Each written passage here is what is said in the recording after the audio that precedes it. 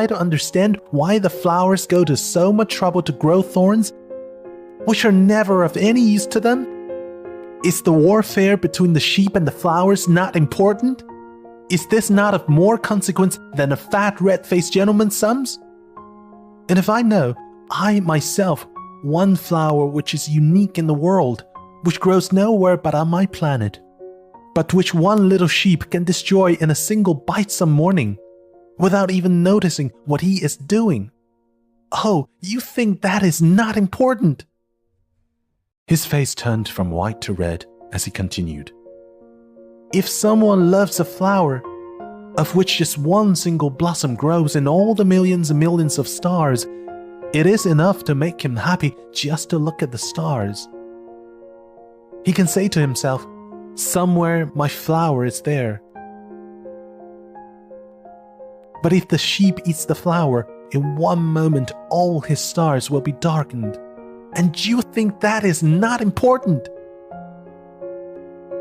He could not say anything more. His words were choked by sobbing. The night had fallen. I had let my tools drop from my hands. Of what moment now was my hammer, my bolt, or thirst, or death? On one star, one planet, my planet, the earth, there was a little prince to be comforted. I took him in my arms and rocked him. I said to him, the flower that you love is not in danger. I will draw you a muzzle for your sheep. I will draw you a railing to put around your flower. I will. I did not know what to say to him. I felt awkward and blundering. I did not know how I could reach him, where I could overtake him, and go on hand in hand with him once more. It is such a secret place, the land of tears. I soon learned to know this flower better. On the little prince's planet, the flowers had always been very simple. They had only one ring of petals. They took up no room at all. They were a trouble to nobody. One morning they would appear in the grass, and by night they would have faded peacefully away. But one day, from a seed blown from no one knew where, a new flower had come up, and the little prince had watched very closely over this small sprout, which was not like any other small sprouts on his planet. It might, you see, have been a new kind of baobab. But the shrub soon stopped growing and began to get ready to produce a flower. The little prince, who was present at the first appearance of a huge bud, felt at once that some sort of miraculous apparition must emerge from it. But the flower was not satisfied to complete the preparations for her beauty in the shelter of a green chamber. She chose her colors with the greatest care. She dressed herself slowly. She adjusted her petals one by one. She did not wish to go out into the world all rumpled like the field poppies.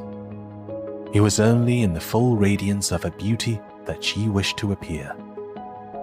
Oh yes, she was a coquettish creature, and her mysterious adornment lasted for days and days. Then one morning, exactly at sunrise, she suddenly showed herself. And, after working with all this painstaking precision, she yawned and said, "Ah, I am scarcely awake. I beg that you will excuse me. My petals are still all disarranged." But the little prince could not restrain his admiration. "Oh, how beautiful you are!" "Am I not?" The flower responded sweetly. "And I was born at the same moment as the sun." The little prince could guess easily enough that she was not any too modest, but how moving and exciting she was.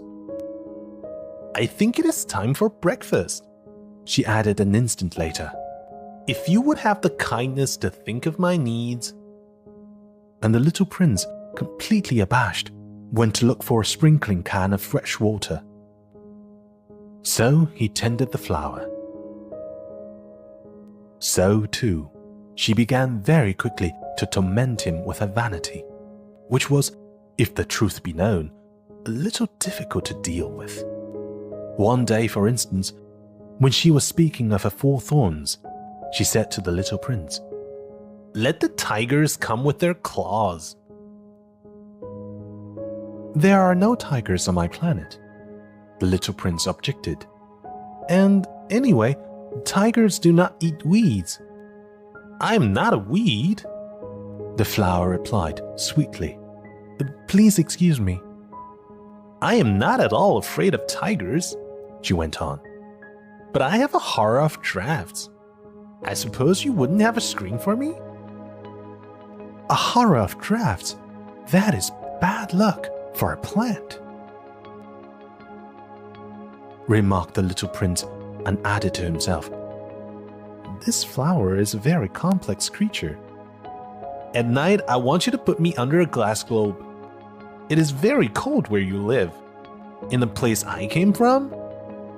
But she interrupted herself at that point.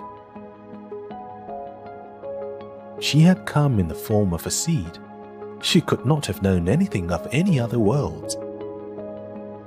Embarrassed over having let herself be caught on the verge of such a naive untruth, she coughed 2 or 3 times in order to put the little prince in the wrong. "The screen? I was just going to look for it when you spoke to me." Then she forced her cough a little more so that he should suffer from remorse just the same. So the little prince, in spite of all the goodwill that was inseparable from his love, had soon come to doubt her. He had taken seriously words which were without importance, and it made him very unhappy. "I ought not to have listened to her," he confided to me one day. "One never ought to listen to the flowers. One should simply look at them and breathe their fragrance. Mine perfumed all my planet, but I did not know how to take pleasure in all her grace.